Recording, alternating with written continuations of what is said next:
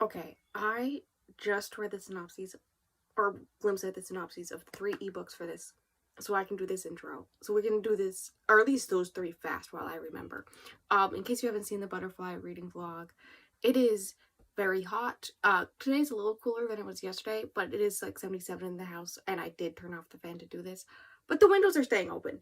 I'm sorry in advance. I do have my May TBR in general written down here so I can just see the names of the books. This is the second monochromatic reading vlog, which is green. Mostly because for a book club, one of the green books I had already picked for this, that was one of the 2 on my actual physical shelves, was picked for a book club thing. So just quickly reading that, which I was surprised because it's a sequel and not that well known, but we'll take it. But we're gonna start with the 3 ebooks, just because I don't know what those ones are as well. The first one is 12th Night by William Shakespeare. For those who don't know, I'm trying to read 12 classics a year, as well as 12 nonfiction. Nonfiction is not important right now, but I'm also trying to go through Shakespeare's stuff, because the only Shakespeare's I've really rated lowly are the ones that I had to read for classes. And I think there's one that I read for classes that I actually liked, 1 or 2. The rest of them I did not like, and I'm willing to bet money that it was just because the classroom setting, having to like tear apart every little word in a classroom setting does not make a fun reading experience. This one, I swear I'm gonna get gay vibes from this based off of the synopsis, and also someone who I follow or I'm friends with on Goodreads review. They said that they really wanted the gay couple, but you know, based on the times that this was written, I understand it's not gonna happen. I understand it, but I think Olivia, or yeah, it's Olivia, is the one who is a woman who has her own estate. She has like 2 workers who I may have a thing for. I'm not quite sure on that. And then there's this guy who really wants her.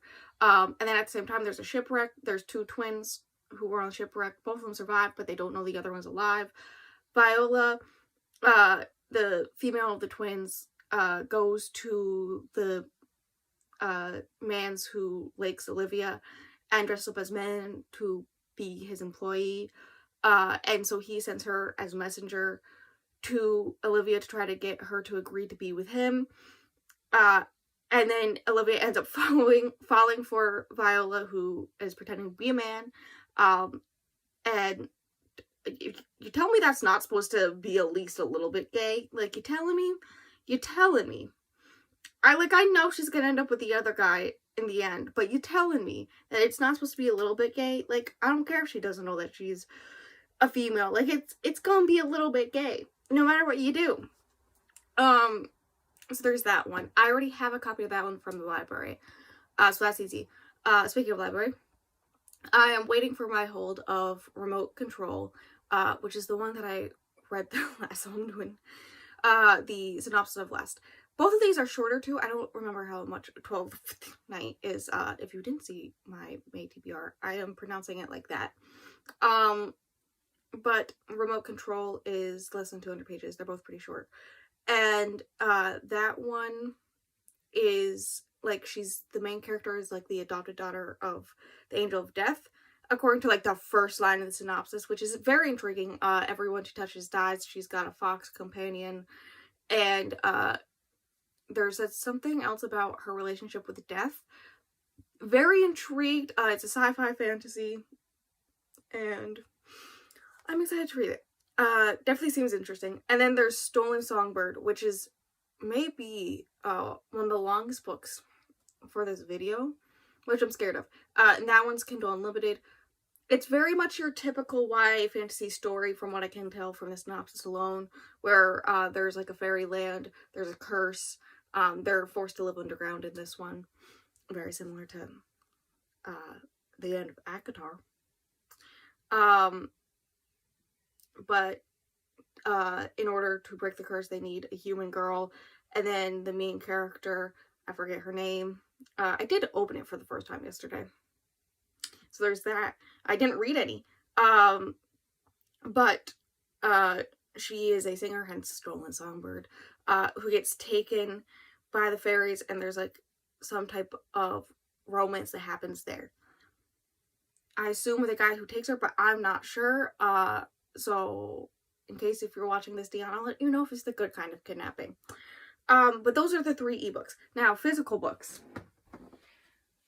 We'll start with the one that I also have the audiobook of. I think someone in Sprints told me to pick this up as an audiobook as well. I mean, I already have the physical book, so I'm going to read it as physical, but someone told me to read it as an audiobook, and I think it was Helen, but I'm not sure. So Helen, because I know you watch all these, if it was you, let me know. But that is The 7 Husbands of Evelyn Hugo. This one is about Evelyn Hugo, imagine that, who is a rich lady who is known for having 7 husbands. She's not like really well known in the world. Like, people know of her, but they don't really know anything about her other than she has 7 husbands. And then she contacts a journalist that basically is very unknown, and all this stuff, for ignoring the first turning on. And she calls her up and tells her to come in and has her write her story.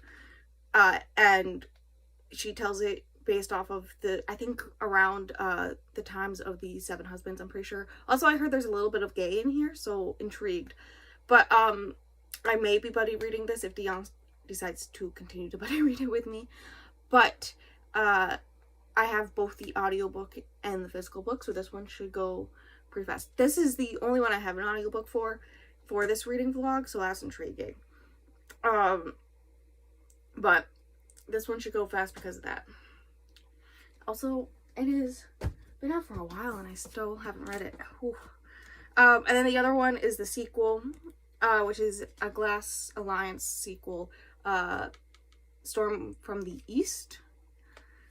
It's the sequel of Dark of the West. I talked about it in my alphabet reading vlog, if you want to hear my thoughts on that one. But basically, it was slow, but the last like 100 pages really picked up, and I loved the last 100 pages, which made it a 4-star. And I instantly bought the sequel from a thrift store online. It was only like $5, because I wanted the hardcover to match mine. But it is intriguing. It doesn't look green on the camera, but trust me, this is a green. It's a very dark green, but it is a green. I don't want to say much because it may spoil the first one. It's kind of a romance. There's these 2 main characters, Ethan, who is a pilot, airplane pilot. That was most of the stuff that was boring to me.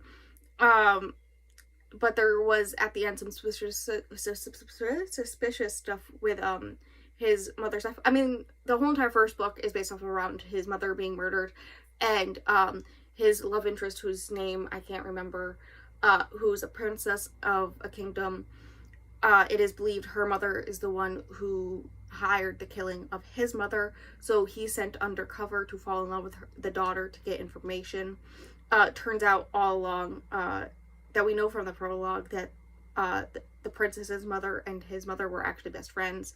And I am going to spoil Dark of the West for this little bit, so like stop listening here and just skip to the next clip. But basically at the very end, the queen of this land, the princess's mother, hints at very heavily that his father was the actual one to do the hit on his mother, and so that's interesting. So I think it's gonna be him doing that. That I saw coming from like a mile away. And then the princess, is trying to uncover not really what happened there. She doesn't know that he's actually the general's son, by the way. She does not know this. But she's trying to figure out if her father long ago was actually murdered, and by who, while also keeping her kingdom together, because it's on the brink of falling apart. There was an attempt of rebellion earlier. And then on top of that, she has a kind of fiance guy who she does not like. Like, he is not a good guy. He's like 40 and she's like 18. And he is very hitting on her before her 18th birthday, just really ready to get in there.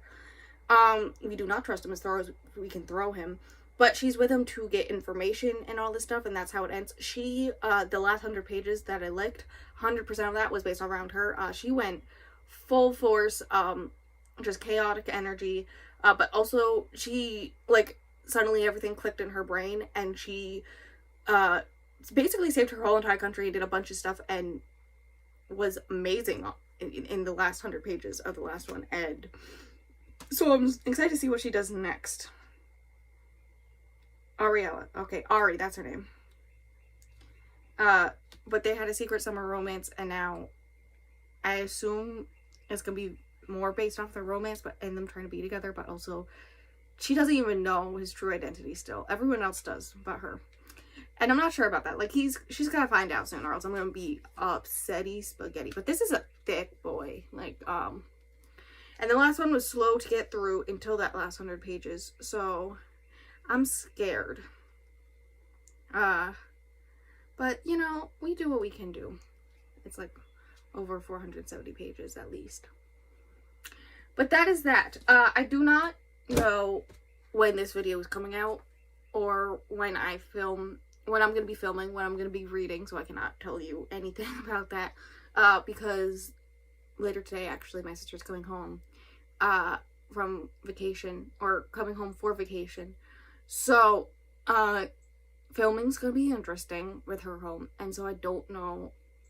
I'm going to still try to do like an update every day once I get to reading. I just don't know when that's going to be, especially since I have plenty of time to get it out, because I'm ahead of schedule accidentally. But here we are. If I start one, I'll probably either start Stolen Songbird or 12th Night, because I do have both of those already, because Stolen Songbird is Kindle Unlimited. And that's all I can tell you, especially since I can probably read the Shakespeare in one day. But I will see you when I see you. Yes, we're still doing this with the window opens. That's not proper wording. Also, my sister's home, so sorry if you can hear her. But yes, windows are open still, despite the fact that it's like 45 degrees outside, hence the sweater. But I don't care, I like the cold. And as soon as it starts getting warm, this room's gonna be the hottest room in the house, so let's stay cool as long as possible. New trick for me on how to not talk with my hands during video: hold a book. So this is gonna be a quick little update, probably. I did finish 12th Night. It is the 18th. Yep, 18th. I technically started the 16th, and I got halfway through, but I found the Shakespeare, especially since they're usually pretty short, it's very difficult to try to update you halfway through with thoughts and stuff. Basically because I had no thoughts until like the last act. And so there's that, which was really short. The last one was. But it was pretty much just like head empty, no thoughts type situation going on. I was like, okay, this is kind of funny, but also like I don't care for any of the male characters. The only two characters I cared about were Olivia and Viola. Also, whenever they would talk, it would never have Viola's fake name that she was going by when she was dressed as a man. So it was just very confusing because Olivia and Viola have very much the same letters. And my brain was just having a fun time, especially reading it on my phone in the middle of the night. It's a good time, good time. But I mean, I'm going with 3 stars. It shouldn't be a surprise.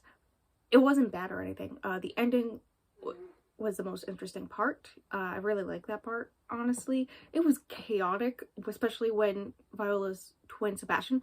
So like for the whole entire previous act, Sebastian showed up and everyone thought Sebastian was Viola, and Olivia had been in love with Viola and not knowing that Viola was a woman, and so had asked Sebastian to marry her, and he said yes, and so they got married, which is very weird.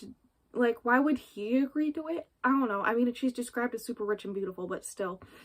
So that was very weird. So then, and then there was also like him fighting people and stuff. but everyone think it was Viola. So then at one point Viola shows up, and then Sebastian shows up, and they're like, oh no, we're seeing double. And she confirms that she's actually Viola and she survived and all this stuff, and that Sebastian is married to Olivia. And then I'm pretty sure the Duke and Viola end up together. I'm not sure. She either ends up working for him or married to him. I don't know which one. And I don't really care either way. It was interesting and just a nice sit down read. Like, it was very fast for me to read, though. That tends to be how it goes for Shakespeare for me. And definitely did the job of turning on my fridge, more ignoring that. Definitely did the job of getting like a classic done for this month. But like, I'm just going to go with 3 stars. It wasn't anything special. It wasn't my favorite by far for Shakespeare, but it was still good, and I get why people like it. Next up, so I've been trying to think of which one to read next since last night when I finished 12th Night, and I think I'm going with Storm from the East. I'm not sure how I'm gonna feel about this. This is like very long, like over 450 pages, and the last one took me like 5 days to read, and I don't got that type of time, so I'm gonna try to get through this as fast as possible. I'm gonna try to find an audiobook of it, maybe. I think maybe Scribd has it. That'd be interesting to see. But I'm gonna start this. I am excited to see where this is gonna go from the ending of the last one, but also I'm worried, and also not that, don't have high hopes. That's what I'm gonna say. I don't have, my expectations aren't high.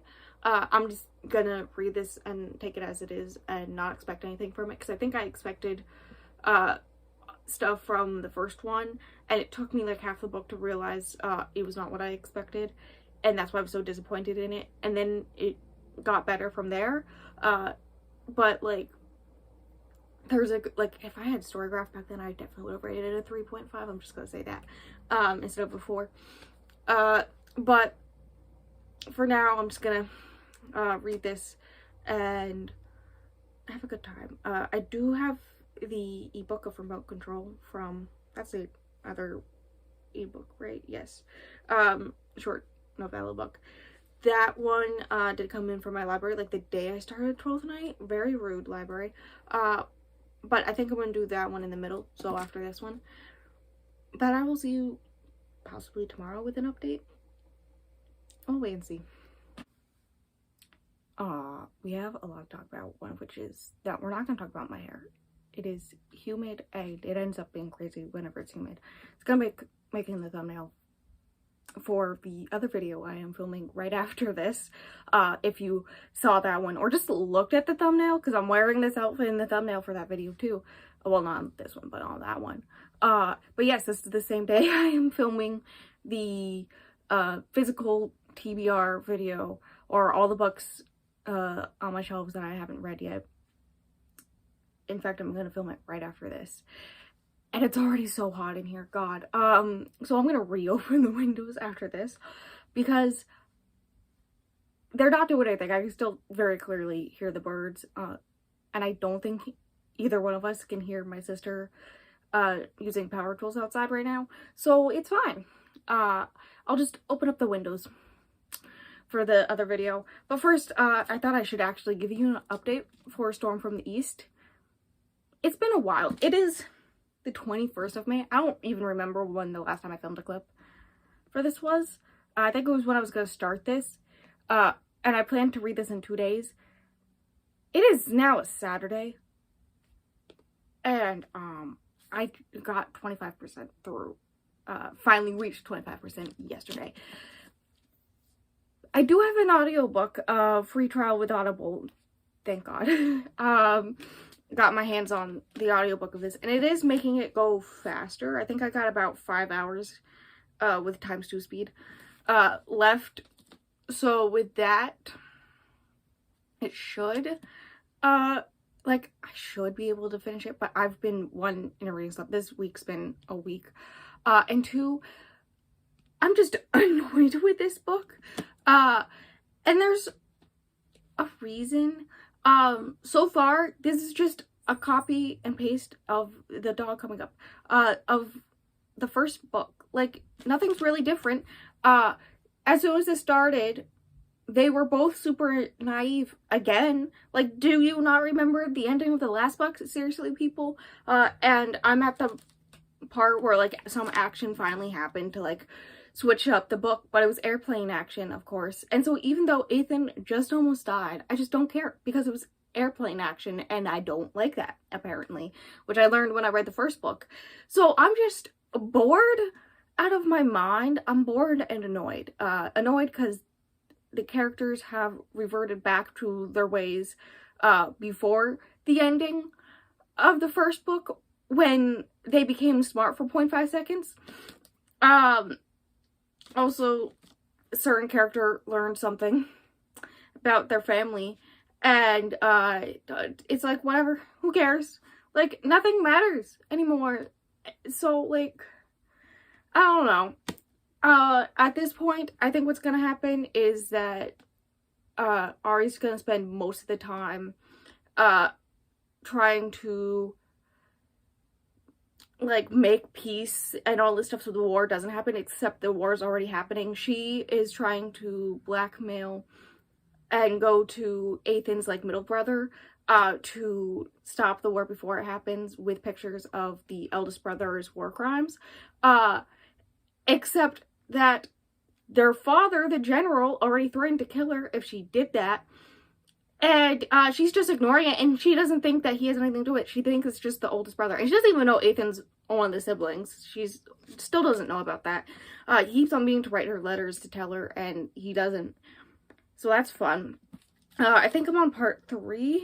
And I think part 4, the beginning of part 4, there's a bunch of letters from him. So maybe she'll learn who he is. But, like, she's in her mother's home country right now. So maybe we'll get some background, because the prologue of this book and the last book were both about how her mother and his father, now arch nemesis, were, like, close friends in the good old days before she got married and got power and all this stuff. And it's a time, like, what? Like, I honestly don't know what's happening, and I'm just bored. Also, it's trying to make Havis out to be the good guy in this one, and no, he's not the good guy. Stop trying to make him the good guy. Basically, if you like reading about war in books, especially like modern warfare type war in books, then you'll enjoy this series. I do not, apparently. Though that's nothing against her, the author, because, like, she writes it really well, and from some quick little research I've done, she, like, actually did research on this, on, like, modern warfare type stuff, like her grandfather's memoirs from World War I, and stuff. So, she, like, knows what she's talking about. I just don't care. And that's that. That's my update for this. I'm going to try to finish it this weekend, but we'll see. It's just, I would DNF it, but I don't want to. I've already DNF'd so many books this month, and so I'm just going to stick with it. I assume that the ending's just going to make it great again, and then I'll forget how much I hated this book. Or disliked it. Not hated, but disliked this book. And then get the third one, and then have the same thing happen all over again. But whatever, it's the life we live.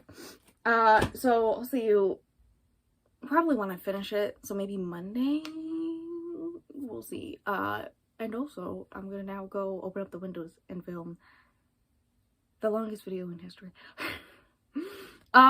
So I'll see you then, because apparently that's how I end all these off now. See you then.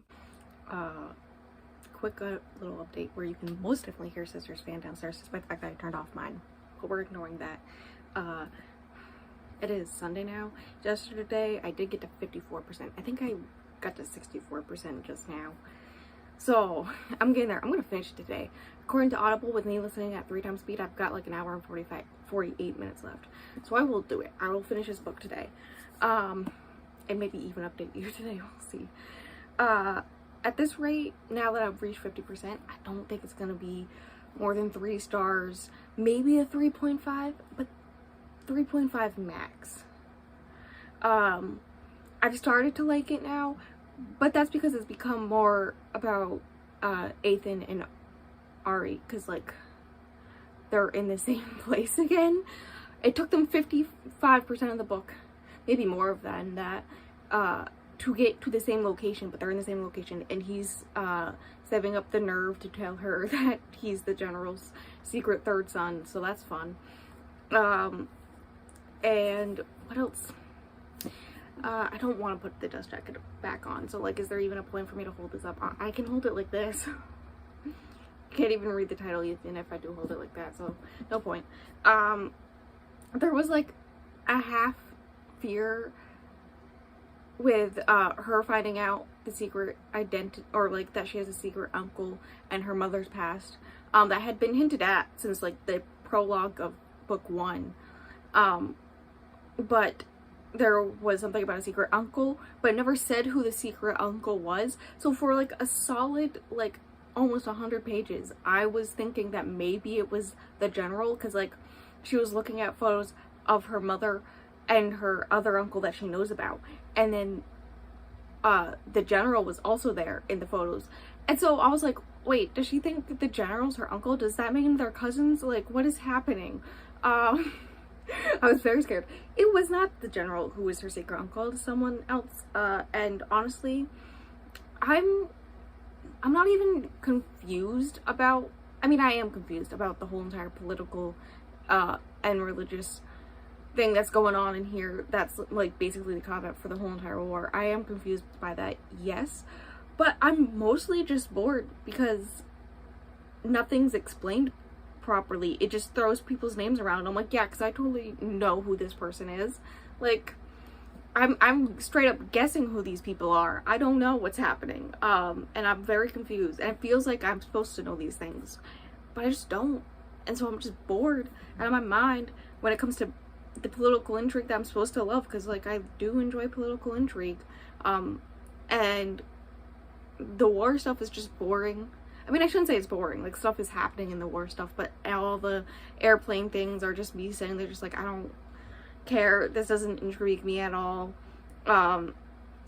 So at this point, the only part that intrigues me is the romance, but I swear to God, if he does not tell her within the next day in this book, which is his last day, staying with her for like a 3-day period, and he said that he wanted to spend that whole time making her like him again so that he could like tell her who he was. So I swear, if he does not tell her by the end of this trip, I will fight someone. I don't care. Like, yeah, that's that. Also, people are just still super naive in this book. It's so annoying. Like, she thinks the person who, I mean, yes, his oldest brother Aaron is doing a bunch of war crime things that she has evidence of, and she believes that this whole entire war is his doing in order to commit these war crimes. And I'm just like, nah, you gotta look up one further. It's the general, my dude. We all know this. Everyone knows this. Also, the fact that the end of book 1, her mother, the queen, hinted to Ethan that his father was the one to kill his mother, not the queen, not her. And I was like, yeah, that was really freaking obvious. And how do you not expect that? Like, do you know your father at all? Like, come on. And nothing's come from that. Like, he got told by his mother's best friend that his father was the one to call the hit on his mother. And the only 2 scenes I've seen him with his father has just been like every other scene with his father before that. So like, nothing's different. And what was the point of that? Like, is that gonna come up? That's what I want to know about. Like, what? And yeah, that's the update. I'm bored and I'm confused, but also bored and also annoyed. That's what we'll go with. And I'll see you either tomorrow morning or later tonight, depending on whether or not I feel like filming. after I finish this. It depends how hot it is, honestly. But that much longer in this, and then I'll start one that I have high hopes for. We'll see. Listen, okay, we're ignoring the sound of it raining outside and being very happy for it because it is burning hot in here. It is still Sunday, and I finished. My nose itches right now. Can you tell? I finished Storm from the East. 3 stars. The last 75, 90 pages, pure chaos, and I loved it. That was my favorite part of the book. Though now we finally got to the part. We finally got a little bit of the information, or like thoughts on Ethan's brain, with the whole entire possibility of his dad possibly being the one to kill his mom. That's still in the question. I'm so not sure what happened there. What the heck? Also, not me realizing that I call Ari Ari, and he calls her Allie, but her name's like Ariella or something like that. So like, I feel like I'm right and he's wrong. Okay? Still annoying, and people being naive, but in a chaotic way. A main character, well, not really a main character, but a character dies in the end. There's a lot of characters dying in the end, in the last like 100 pages, and then chaos happening. I have no clue what really either one of them are going to do. I think I somewhat get what Ethan's going to do in the next one, but I have no clue what Ari's going to do in the next one. Will I continue the series? Yes. Because I think this may have a little bit of middle book syndrome, but we're fine with that, and we'll just live in happiness, hoping that the third one's better. Third and last one. And that's that. I don't know what to say about this. I mean, my thoughts are still the same. It was annoying, it was boring until the last 100 pages-ish. It was slow. It was confusing at times. I'm still confused about a lot of stuff in the political sense, because I don't know what any of these people, or who any of these people are, and what any of this means. Like, I got nothing. So that's fun. But, not the mosquito, no.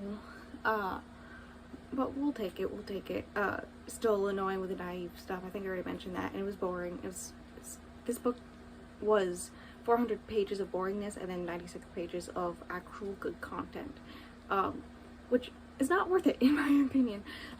So 3 stars, and that's what I'm leaving it at. I'm going to start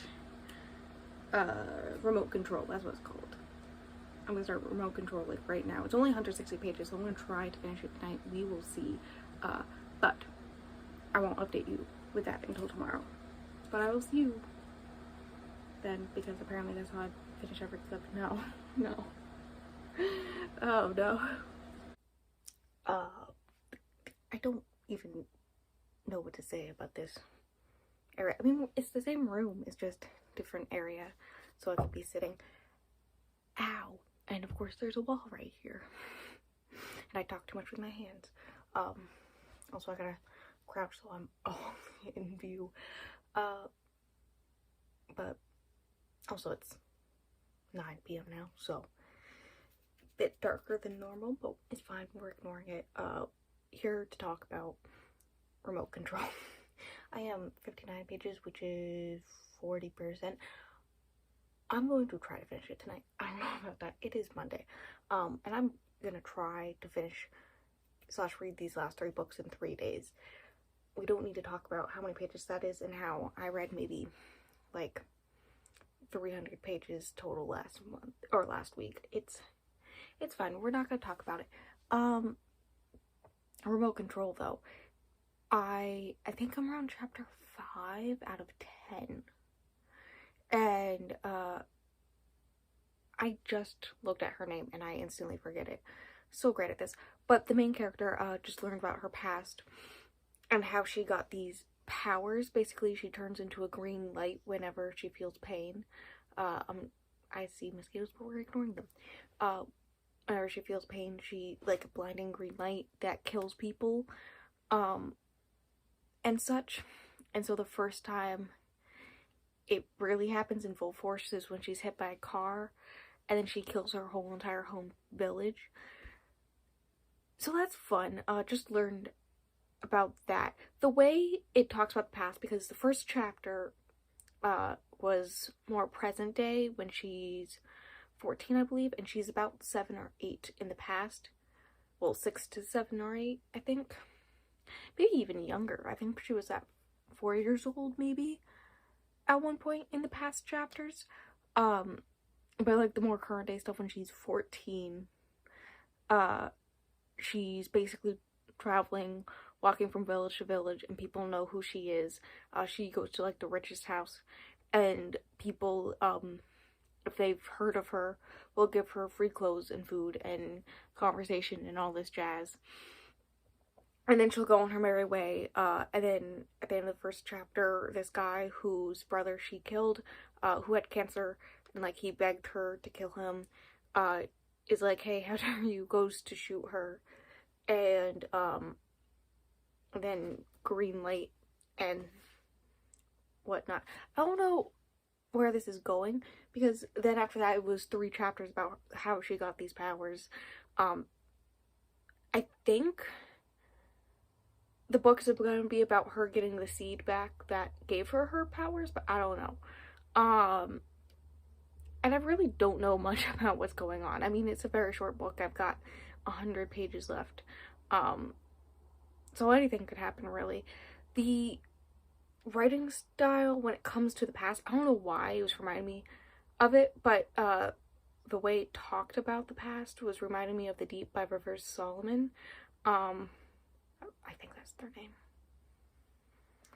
We don't need to talk about my inability to remember people's names. But basically, the conversation about the past, how the past was talked about, the process is very similar, or at least reminds me of it. So, and that's basically all I've got for thoughts. I'll talk about it more in the morning when I've hopefully finished it by then. And then we can talk about the next book. But yep, that's my update. And then we can talk about the next book. But yep, that's my update.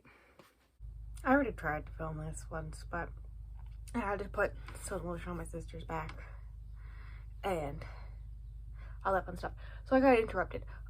Window is open, bird is being annoying. We're ignoring it. Also, the sound of the dishwasher below me and the fact that I'm back here. And at any moment, my sister will start using power tools outside, and you may be able to hear when she starts, but it's fine. We're not going to question it. A girl is tired, and she wants to sit down, and that's why they're still here, despite the fact that I could most definitely be standing up over there. Remote control. I did finish it, technically, this morning at 12:30 in the morning-ish. So, you know, I'm rating it 4 stars. It was very confusing, timeline-wise, or time period-wise, because, like, the main character is described as bringing back the Dark Ages, because part of her powers is that she can basically kill any electronic whenever she touches it. So she can't, like, use cars or any of this stuff. And yet other people can. But, like, the last few chapters, you learn about, like, this robo-town, I think that's what it's called, where there's this AI robot with drones for eyes that, like, watches everyone, except for her, because it can't watch her because she doesn't have electronics and all this stuff. And it, like, controls everything in the town and makes it a safer place and all this stuff. And it was weird. Also, it's like AI, but like it's surpassed its owners and like it's its own thing now and all this fun stuff. And then there's self-driving cars and all this.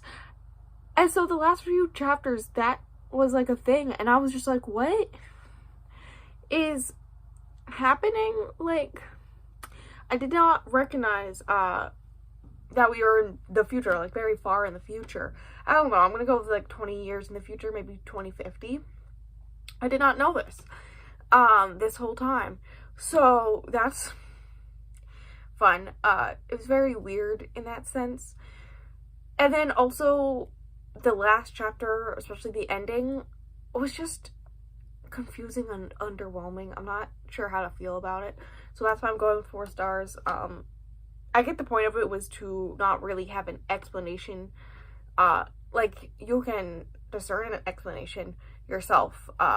It left it there for you to do that. But, like, it's not supposed to have an explanation. It's just supposed to be the way things are. And I get that. I'm just confused in what little it did give us.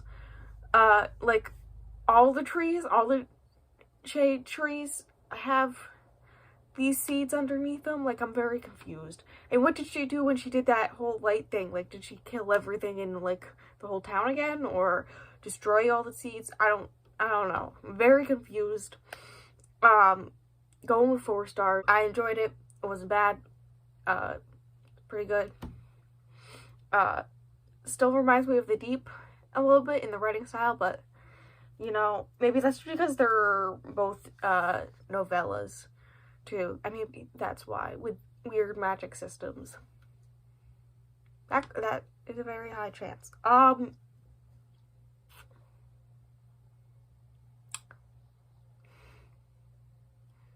I can hear the power tools outside now. What was I saying? I was saying that, going with 4 stars. It's a good book. Enjoyable. Recommend it. As far as I've seen, everyone that I follow or are friends with on Goodreads either rated it 4 or 3.5 stars. So, you know, I'm part of the average. And I will read more for work. I think I have 1 or 2 of, no, I think I have 2 of her other books on my TBRs. So, like, we'll see. Next up, I was gonna originally read Stolen Songbird today, and then tomorrow read The 7 Husbands of Evelyn Hugo, and then finish filming and upload it all tomorrow. Girl's tired. But I've decided to go back to doing sprints, at least once a week, starting tomorrow. And because The 7 Husbands of Evelyn Hugo I have as an audiobook as well as a physical book, and I prefer to listen to it on my computer because I can better control it due to the Chrome extension I have. I can better control the speed. I'm going to read this today. It's about 12 hours for the audiobook, and I'm definitely going to be doing more than 2 times speed. I usually do 2.5-ish. So, I mean, saying that, I did Storm from the East. That's the name of that book, right? I did that one. I started out as like 2.25 at one point, but I just eventually upped it to 3 because it was a slow-paced book. I don't know about this one. This one, I'll probably do 2.5. So it should take me less than 6 hours to read this, which is great. And then I can spend tonight reading the first maybe 100 pages of Stolen Songbird. We'll see. I finish that tomorrow during sprints. But I'm going to start this. I don't know if in the intro I gave the synopses of all these, but basically Evelyn Hugo was a Hollywood movie star, and she had like 7 husbands. She's kind of like famous for having a semi-scandalous life, but like also like all the details being hidden, somewhat private life at the same time. And so for the first time ever, she wants to tell her full story, and so she gets a new journalist. I don't know, like, but like, she isn't like not known. She's not well known professionally. The journalist isn't. For sure, she's a journalist. And so she gets her to come and write her story, and tells her life, and maybe gay. I see the gay tag, which, you know, a girl needs gay. The thing is, I'm scared. I do have the audiobook, thankfully. Thanks to Helen, in sprints at one point told me to read it via audiobook, so I got it via script. I did make sure that it was her that told me to read it via audiobook. And I haven't read many books following a famous person. I think the only one I can think of at the top of my head is XOXO, and I did like that one, but it didn't follow the famous person. It followed someone else who knew the famous person, and didn't like knew them not as a famous person first type situation. And this follows the famous person, but I think because this is gonna be like her telling her story to someone else, it's gonna be written in a similar style to The Butterfly Garden. Is the most recent one I can think of that did that, and I really enjoyed that type of writing style. And then also, there's the fact that it takes place, it counts as historical fiction. I don't know what time period, 1950s to 80s. So it's the 50s to 80s is when this takes place, apparently. And in case you don't know, I like historical fiction that takes place before the 1900s, really before the 1920s, if I want to be exact. But like, even then, I prefer like before the 1900s, back in the 1800s, all those good times, all the way back. When I want historical fiction, I want real far back historical fiction. And so I don't know if I'm gonna like it because of the, not you being able to see my knee. I swear I'm wearing shorts, okay? It's a hot day. Hence why the window's open. But anyways, I'm not sure if I'm gonna like it because of the time period that's in. I'm on the fence about whether or not I'm gonna like it despite or because of the main character being a famous person. But I think I will like the writing style. That being said, I've never read Taylor Jenkins Reid yet. I do have Malibu Rising that I should read, but, you know, I'll get there eventually. But this has been on my shelves for way too long. And I'm just gonna go and read it. Like, what time is it? I wanted to start it by noon, and it is officially noon. So I'm gonna go read it right heckin' now. I'm not even gonna bother editing until later tonight once I finish this. I will update you around the 50% mark is when I plan to update you. So in a few hours.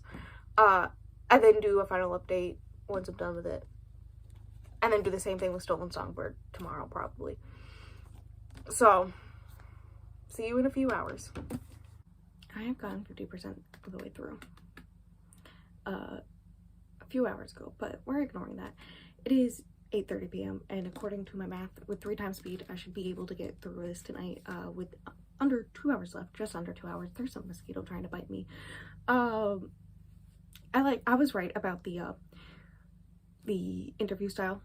That is very much for me, and I'm enjoying it. The time period stuff not really bothering me at this point, but that's because it's not very blatantly, it doesn't feel blatantly 50s and whatnot. I don't know what that says about this book, but that's how it is. And the writing style in general, on top of the interview style, is very interesting. I do like it. I think I do like Taylor Jenkins Reid's writing. I mean, I'll have to read Malibu Rising to know for sure, but so far, from what I can tell, yeah, I like her writing. Not the mosquito. And if I were to rate it now, I'd go with 4 stars. I wasn't sure when I picked it up if I was right about the fact that this was written through the time, like the way it was described and how time progresses as she's retelling it is through which husband at the, like, between husbands and all this stuff. So each section is like an adjective, like gullible was the most recent one, and then the husband's name. And so there's that. I were through 3 husbands, and the woman she loved, the one person she loved full-heartedly, in her words, she has confirmed being a bisexual woman, which we stand this. I was not expecting it to be so blatantly gay, and I'm here for it. And yeah, it's very much about woman's sexuality, not in like gay, bi, lesbian, straight, any of that stuff, as in like a woman's sexuality in general, and a lot of conversations about that, especially in the 50s, when that was very taboo. But also, like, if you're a beautiful woman, you have to be, like, sexualized, all this stuff. And then there's also conversations about race and biraciality and all this fun stuff. So, you know, a lot of interesting topics, and so far I'm really enjoying it. 4 stars for now. I mean, I am 51% of the way through, so I don't know. We'll see. But for now, it would be a 4 star. Hello, we are back in this corner. I cannot tell if the lighting is okay over here. Like, ow. That hurt. Does this make it better at all? Slightly. I don't know. I also just think I'm blind.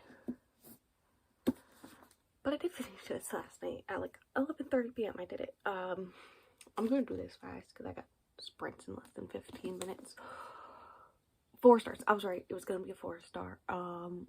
Enjoyed it. I almost cried twice, dude. It was. But I loved it. It's definitely worth the hype. And much gayer than I expected. Also, I was just thinking about this, because throughout the book there's these type of like media articles and whatnot about her life, like each of her divorces. Like this is after her first or second divorce, the first public one, and they're just like, how dare you continue to wear green and all this stuff. And it's very interesting look at how media portrayed her and what actually happened behind the scenes and all this jazz.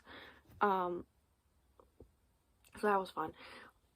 It was complex and beautiful, and I loved it. Very much like Evelyn Hugo. The whole time there was kind of like a mystery aspect where both us as the reader and Monique the journalist are trying to figure out why Evelyn did all this work to get Monique to be the person to write her memoir or biography or whatever. She like went through I think that's how you pronounce it, the not newspaper but the magazine that she writes for, to get her, just so that like she could say F you to the magazine and have this person sell her story for like upwards of millions of dollars. And like as a reader and Monique are both just like, okay, but why? And let me tell you, when you find out, it didn't quite hit as much as some of the other things, but I still loved it. There were 2 main deaths. Well, technically 3 main deaths in this book. Well, 4. Yeah, that one. Anyways, for 2.5 of them, I cried. One of them slightly made me cry, but I think it was because it was like, or almost made me cry, but I think that's because it was right after another one. Let me tell you, once the hits start coming, they kept coming, okay? But the one that has to do with like the mystery aspect, it didn't hit as much as I expected. Which is nothing against the book. I love the writing style, the journalistic interview type style. 10 out of 10. Apparently I really do like that style of storytelling, so that's something to look forward to. I'm trying to think of what else to talk about, because I don't feel like there's a lot to talk about. I mean, I could talk about the audiobook. I didn't say that in the last clip. The audiobook is great. Helen, thank you for telling me to get the audiobook, because that was great. The narrators were beautifully done. I could not imagine Evelyn sounding any different than that. Like, that's exactly how I imagined Evelyn's voice to sound like, okay? Now I'm thinking about it, I think there's technically 5 deaths in this book. But yes, there's a little bit about grief, but it's mostly about media, what people are hiding, and female sexuality, as well as queer sexuality, all wrapped up in one. Beautiful story. The thing is, I don't think I'm ever gonna reread it. despite the fact that I did enjoy it, like I really, really did enjoy this, and it did almost make me cry, and it was beautiful and all this stuff, I don't think I'm ever gonna reread it, which is why it's not a 5. I contemplated giving it a 4.5, but it didn't quite reach that point. Maybe if I had the urge to reread it, or it did make me cry, like one of those two happened, I would do 4.5, and then if both of those happened, it would be a solid 5. But no, I don't know what else really needs to happen. I think it just needed those brief hits that almost made me cry to just hit harder. They were just like very fast glimpses, and then like, okay, and so I was like tearing my eyes for like half a page, but that's it. And so maybe if it went more into those, I would enjoy more. Also, they were like all right after each other, which was an interesting choice. And that's really all I have to say about it. Going 4 stars, happy with that choice. Really good book. I do recommend it. Worth the hype. Also, unexpectedly gay. Like, when I heard it was gay, I was expecting, like, okay, she slept with one woman once, and that's the type of gay I was expecting. I don't know why that's what I was expecting, but trust me, it's more than that.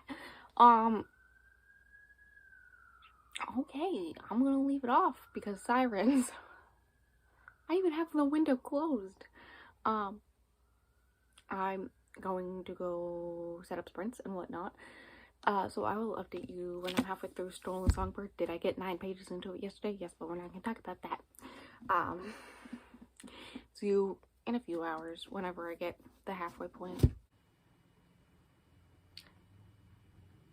The sound of my computer pad. We're ignoring it. I'm halfway through Stolen Songbird and I am enjoying it. It is what I needed. I would say it's older YA. It's definitely got a very much an ACOTAR feel. Like they're under a mountain. Like how am I not supposed to get an ACOTAR feel from it? Definitely a lot of Beauty and the Beast retelling tropes, but not exactly retelling. And I'm enjoying it. It's got themes of race and slavery and all that fun stuff. Mixed with this weird romance. So she's basically taken against her will and sold to the trolls to marry and bond with the eldest prince and all this stuff. But any half-blood / human that lives in the troll land is owned by people, and that's not a fun time. She uses her wits to get what she wants and uses loopholes like it's nobody's business, and I love it. And then also her and Trollston, I call him Trollston, I recognize his name is Tristan, I call him Trollston. Her and Trollston's relationship is so fun. So they have to they're working together to defeat his father and like take over the kingdom and help the humans and half humans in the kingdom and all this jazz, because if they broke the curse with his father as king, the human world would be destroyed type situation. So he wants to kill his father and help release all the half humans and humans from their bonds and all this jazz. But it's going to take multiple years, so they have to pretend that like they don't know like each other, because he has to pretend that he doesn't like humans. So they have to pretend like they hate each other, and so they're just rude to each other in public all the time. And then he feels bad about it, so then he gets her things or makes her friends or all this stuff. Mark, his best friend / cousin, iconic. I love him. Okay, he is. At one point, very early on, Tristan's complaining that he has to be married to a stupid human girl, and he's stuck with a stupid human girl, and how, like, all the ways it affects him. Oh my god. And he's like, dude, she didn't even know this place existed a day ago. Like, what the heck? Shut the fuck up. And it was beautiful. It was beautiful. He tells him off, and it's great. I don't know what I would rate it if I had to rate it right now. but it's great. I'm enjoying it. It's exactly what I needed in this moment of time. And I don't know how it ends yet, obviously, but so far I would say, yeah, I'll finish the series. It's great. I'm having a good time. It's funny at moments. It's got a lot of themes, darker themes, wrapped up into this romance. Like, it's not officially romance, they're just like pretending to hate each other while being nice to each other in private and making like personal jokes and whatnot. But also, like, one time he tucked her hair behind her ear, and it was like, while he talked about her family since she left and all this stuff. And it's basically a lot of them trying to not admit their feelings to each other, even though we as the audience / reader know. We know. But, you know, we just ignore it. And they have other bigger problems at the moment. I'm waiting for the first kiss. It's so far it hasn't happened. They've just she touched his heart once, and then well, touched his chest once, and he put hair behind her ear, and that's about it. Also, he's very protective of her. And he makes it seem like he's protective of her in his own, like, because of the bond, if she dies, he dies type situation. So he makes it seem like that's the reason why. But girl, I know the real reason. You can't tell me otherwise. This is labeled as a romance, okay? And this is exactly what I needed at this moment in time. So honestly, I was scared that I wouldn't like this and I would have to DNF it, and then this would be ending on a bad note. But no, this is great. I'm loving it. That's it. That's all I've got to say for now. I'll update you when I'm done and do the final bits. But here we are, me halfway through, having a fun time. Okay, we're gonna do this fast because I don't know when people are gonna start talking and doing things right below me again. But it took 8.5 hours of reading sprints, but I finished it. Okay, I recognized Stolen Songbird. Reminds me of ACOTAR so much because they are both YA fantasy romances focused on fae, written in the same time, like written mid 2010s. Like, this was published a year before ACOTAR, so like I understand that's why. It's got a lot of similar tropes. That being said, still loved it. Was it a perfect book? No. Was I having the time of my life? Yes. This was such a great book. Oh my god. In actuality, no. But I still loved it. It was great. I loved it. The characters were interesting. Conversations were interesting. The ending. Did I already download the second book onto my Kindle? Yes. Am I contemplating trying to decide which one I should read first? If I have enough time to read both, I will be amazed, but also very happy. Tessa Dare or this? Yes. Is this? No, wait. I'm gonna, because I want to make June mostly queer books. This is not queer. So I want to read the Tessa Dare first. But if I have time, I will read the second book, and then I will read the third book next month. But I loved it. 4 stars. I will definitely be continuing the series this month, like in a week, or a few days or whatever. It was great. I was having a time. The audiobook was good. I did manage to get my hands on an audiobook, and I did get my hands on the sequels audiobook, so that's good. But I loved it. I don't know what to say about it. It does take place in France. It took me a bit to realize because they do call her Mademoiselle a few times. Also, her name is French. But yeah, it's interesting. It was a lot of back and forth, like them obviously being in love but not telling each other. And then finally he accepts that she's in love with him, but then he's like, well, I'm gonna force you out of this cave so that you have the opportunity to come back. And if you do come back for me, I will forever love you. And that worked. And then she's dying. Like next thing I know, she's dying. He dies at one point and then comes back to life. Multiple characters die in the last like 100 pages. It's cool. And from what I've understood, the sequel has even more people die, because I was looking into the sequel to see if the spicy dance ever happens, because the spicy dance doesn't happen in this book. He's dying, okay? He's dying. He is poisoned. He is dying. She kisses him for the first time and says, I love you, for the first time while he's dying. Apparently he was awake for all of this. And and yet they never do the spicy dance. They have heavy make-out sessions twice, but no spicy dance. I realize it's YA, but I at least want a little bit of something more, okay? I need a little bit of spice. Just like throw in a little red pepper flakes. I don't care. Just give it to me. I don't need full-on hot peppers. I just need something. I just need something. And that's where I leave it at. People, from what I understand, there's a good possibility that for the next book, I will get it. Also, the next book follows more of Trollston, which is very intriguing. Like, goes more into his background and his family, which is intriguing. Also, my theories on, at least half of my theories, I haven't gotten confirmation that she's related to the original witch, who cursed them. But I do think, some of my theories were proven right. Some of them, the basis for that theory. So, like, I got high hopes. But I'm going with 4 stars. Great. I loved it. And so now I'm gonna do a basic rundown of all of them. Can you tell I'm doing this really fast? Yeah. We're gonna go, what order did I read them with? 12th Night was 3 stars. It was good. It was interesting. It was a little boring, honestly, for most of it, but the ending was a chaotic mess, which I loved. We all know I love chaos in books. It wasn't my favorite Shakespeare ever, but it was still good. Enjoyable read. We'll continue to pick up Shakespeare, I guess. I don't know. Really fast read. But also, I was confused half the time. Like, did they end up together in the end? I don't know. Who knows anything? Remote Control. That was the next one. Was it another one that was after?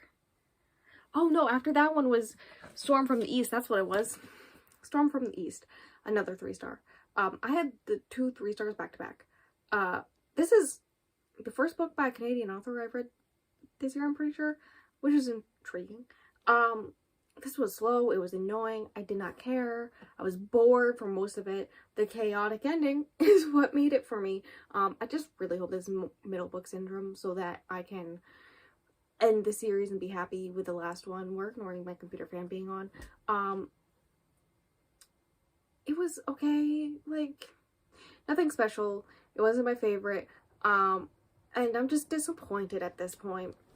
And then we have Remote Control, which was 4 stars. I'm amazed it took me as long as it did to read it, but I was kind of going through a slump. I think Stolen Songbird took me out of a slump, to be honest.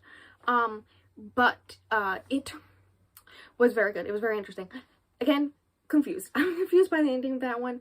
But I'm fine with that. And I don't think the purpose of it was to give us answers. I think it was just to end the book. A very interesting look into humanity and what it is to be human and all that fun stuff. And I do recommend it, and I am going to pick up more of her work. And then there was throwing that physical book to pick up the next one, which is The 7 Husbands of Evelyn Hugo, which is all of yesterday, which is 4 stars, as well as Remote Control. I don't remember if I said that. This was interesting. It proves that I like interview style type books, and thankfully Helen, who recommended I pick up the audiobook, which is a great recommendation, recommended another one to me during Sprint's Day with an interview type style. I'm not sure I should say I love Evelyn Hugo. This is not a book where you're supposed to love the characters. It's a type of book that goes into another book that kind of goes into humanity, what it means to be human, while also looking at sexuality, how we sexualize people, how we sexualize women in general, and also sexuality as in pride and queer and all that fun stuff, and also race and biracial and all that fun stuff. So that's also a 4 star, which I do recommend the audiobook for. And then there's, of course, Stolen Songbird, which is 4 stars, which means majority of the books for this video were 4 stars. 2 3 stars and 3 4 stars, which I'm very happy with. I did calculate what the average rating for it was, but I forget it now. Probably around my typical average rating on Goodreads in general. So, you know, down with that. But yes, Stolen Songbird, a fun time. I enjoyed it. We'll pick up the sequels. And that's where I'm going to leave it. I will see you in the next video, which will probably be either my wrap-up or my TBR. So I'll see you then.